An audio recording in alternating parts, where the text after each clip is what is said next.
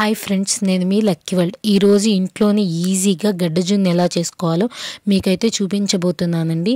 నేను చెప్పిన విధంగా చేసుకోండి. చక్కగా ముక్కలు ముక్కలుగా పర్ఫెక్ట్గా అయితే జున్ను వస్తుందన్నమాట. ముందుగా పాలు తీసుకోవాలి.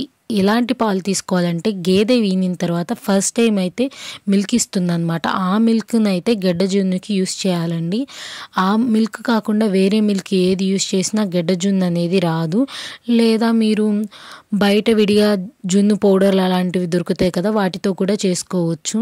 నాకైతే ఇక్కడ బర్రెపాలు దొరికాయి కాబట్టి నేను ఆ పాలతో అయితే చేసి చూపించబోతున్నాను. ఆ పాలుని ముందుగా ఒక బౌల్లోకి తీసుకొని ఆ బౌల్లో ఆ పాలకి తగ్గట్టు మనం ఎంత స్వీట్ తింటామో అంత స్వీట్కి తగ్గట్టు బెల్లాన్ని బాగా స్మాష్ చేసుకుని ఆ పాలలో అయితే కలుపుకొని పక్కన పెట్టుకోవాలి ఒక 10 మినిట్స్ పాటు. ఇప్పుడు పక్కన యాలుక్కాయలు కొంచెం పంచదార వేసి పౌడర్లా చేసుకోవాలి. లేదు నేను యాలుక్కాయల్ని దంచి వేసుకుంటానంటే కూడా వేసుకోవచ్చు. ఇప్పుడు ఆ పాలల్లో కొంచెం ఉప్పు, మనం ముందుగా పౌడర్ చేసి పెట్టుకున్న యాలుక్కాయల పొడి అయితే వేసుకొని బాగా కలిపేసుకోవాలండి. 1-2 సార్లు బెల్లం కరిగిందో లేదో చూసుకోండి. కొంచెం గొప్ప ఉన్నా పర్లేదు. తర్వాత మనం స్టీమ్ చేసేటప్పుడు ఆ ఆవిరికి ఆ మంటకి అదైతే కరిగిపోతుందన్నమాట.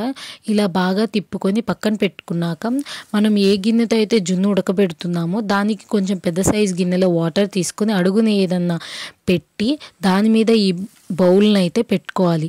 ఈ బౌల్ని పెట్టేసి ఆ బౌల్కి ఒక మూత, మనం వాటర్ పెట్టిన గిన్నెకి ఒక మూత పెట్టేసి స్టీమ్ అయితే చేసుకోవాలండి. మధ్య మధ్యలో మనం చెక్ చేసుకుంటూ ఉండాలి. ఇలా స్పూన్ పెట్టి లోపలికి పెట్టినప్పుడు దాని నిండా అలా అయితే గనక అది ఉడకలేదన్నట్టు. అలా కాదు, మన స్పూన్ పెట్టినప్పుడు మన స్పూన్ అనేది నీట్గా గనక వచ్చేస్తే చక్కగా పర్ఫెక్ట్గా జున్ను అయితే ఉడికిపోయినట్టు అనమాట. చూశారు కదా, ఇప్పుడు మన జున్ను అయితే పర్ఫెక్ట్గా ఉడికిపోయింది. చాలా అంటే చాలా సింపుల్ అండి జున్ను చేసుకోవడము.